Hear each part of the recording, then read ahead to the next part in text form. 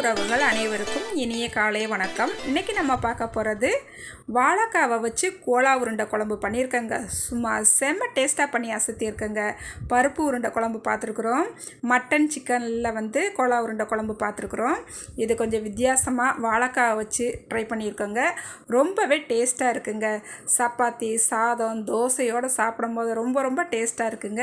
இன்றைக்கி பிறந்தநாள் மற்றும் திருமண நாள் கொண்டாடுற எல்லாருக்குமே என்னுடைய வாழ்த்துக்கள். இப்போ வாங்க நம்ம ரெசிபி எப்படி பண்ணலான்னு பார்த்துடலாம். இப்போ ஒரு குக்கரில் நான் ஒரு 3 வாழைக்காவை போட்டு ஒரு விசில் வச்சு நல்லா வேக வச்சு எடுத்துருக்கேங்க. இந்த வாழைக்காவை நம்ம தோல் எடுத்துடலாங்க. கொஞ்சம் இது ஆறட்டும், சூடாக இருக்குது பாருங்கள். வாழைக்காவை ஒரு விசில் மட்டும் வேக வச்சு எடுத்துக்கிட்டால் போதுங்க. இப்போ நம்ம தோலெல்லாம் எடுத்துக்கலாம் பாருங்கள். இப்போ தோலெல்லாம் எடுத்துக்கிட்டாச்சு. இப்போ இதை நல்லா மசிச்சு எடுத்துக்கலாம். இல்லாட்டா நல்லா கேரட் சீவுறதை வச்சு நல்லா சீவி கூட எடுத்துக்கலாம். நான் இன்றைக்கி கேரட் சீவுறதில் தான் சீவி எடுத்துருக்குறேங்க.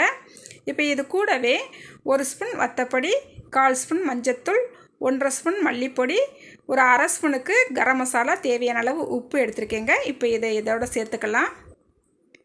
சேர்த்துட்டு கொஞ்சமாக மல்லி இலை சேர்த்துக்கலாங்க. கொஞ்சம் கருவேப்பிலை சேர்த்துக்கலாம்.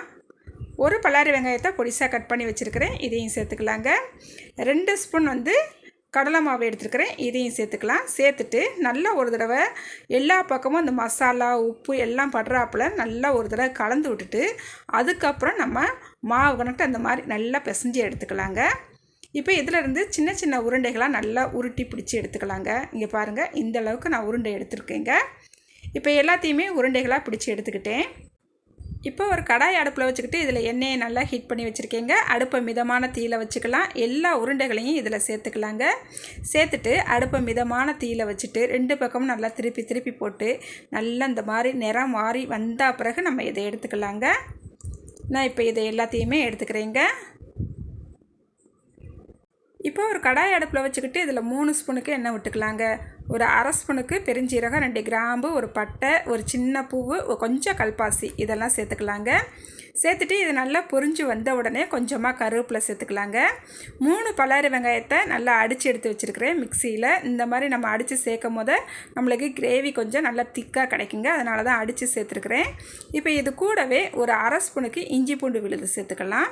இதோட பச்சை வாசனை போகிற வரைக்கும் நல்லா வதக்கிக்கலாங்க. இது கூடவே 3 தக்காளி பழத்தை அடித்து எடுத்து வச்சுருக்கிறேன், இதையும் சேர்த்துக்கலாங்க. இது நல்லா சுருண்டு வர்ற வரைக்கும் நல்லா வதக்கி எடுத்துக்கலாம். பாருங்கள், இந்த அளவுக்கு நல்லா சுருண்டு வந்துருச்சு. இப்போ இதில் நம்ம மசாலா பொடி சேர்த்துக்கலாங்க. 1 ஸ்பூன் சீரகப்பொடி, 1/2 ஸ்பூன் மல்லிப்பொடி, 1/4 ஸ்பூனுக்கு கரம் மசாலா, 1/4 ஸ்பூன் மஞ்சத்தூள், 1 ஸ்பூனுக்கு வத்தப்பொடி எடுத்துருக்கேங்க. இப்போ இதை எல்லாத்தையும் சேர்த்துடலாம். காரம் நீங்கள் எப்படி சாப்பிடுவீங்களோ அதுக்கு தக்கன கூடியோ குறைச்சோ சேர்த்துக்குங்க. இப்போ இதோட பச்சை வாசனை போகிற வரைக்கும் நல்லா வதக்கிக்கிட்டு ஒரு 2 கிளாஸ்க்கு தண்ணி சேர்த்துக்கிறேங்க. சேர்த்துட்டு நல்லா ஒரு தடவை கலந்து விட்டுக்கலாம். இப்போ இதுக்கு தேவையான அளவு உப்பு சேர்த்துக்கலாங்க. இது நல்லா கொதி வரட்டும். பாருங்கள், இப்போ நல்லா கொதிக்க ஆரம்பிச்சிருச்சு. கொஞ்சமாக மல்லி இலை மேலே தூவி விட்டுட்டு இதை இப்போ மூடி வச்சிடலாங்க. இப்போ இதை மூடி வச்சு ஒரு 4-5 நிமிஷம் ஆயிடுச்சுங்க. இப்போ பாத்திரலாம் பாருங்கள், எண்ணெய் பிரிஞ்சு சூப்பராக நம்மளுக்கு ரெடியாகி வந்துருச்சு. இந்த நேரத்தில் நம்ம பொரிச்சு வச்சுருந்தோம் இல்லையா கோலா உருண்டை, அதை சேர்த்துக்கலாங்க. இந்த கோலா உருண்டையை ஸ்நாக்ஸ் கனெக்டாக அப்படியேவும் சாப்பிட்லாங்க. ரொம்பவே டேஸ்ட்டாக இருக்குங்க. இப்போ நம்ம சேர்த்துக்கலாம். அடுப்பை மிதமான தீயிலேயே வச்சுக்கலாங்க. நல்லா ஒரு தடவை கலந்து விட்டுக்கலாம்.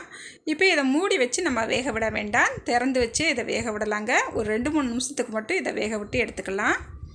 பாருங்கள், நல்ல எண்ணெய் பிரிஞ்சு சூப்பராக நம்மளுக்கு ரெடி ஆயிடுச்சுங்க. இப்போ கொஞ்சமாக மல்லி எல்லாம் மேலே தூவி விட்டுக்கலாம். இப்போ நம்மளுக்கு வாழைக்காய் கோலா உருண்டை குழம்பு சூப்பராக ரெடி ஆயிடுச்சுங்க. அப்படியே சுட சாதத்தை வடித்து 2 உருண்டை எடுத்து வச்சு கொஞ்சமாக அப்படியே சாறு ஊற்றி அப்படியே பரட்டிட்டு சாப்பிடும் போது டேஸ்ட்டு சூப்பராக இருக்குங்க.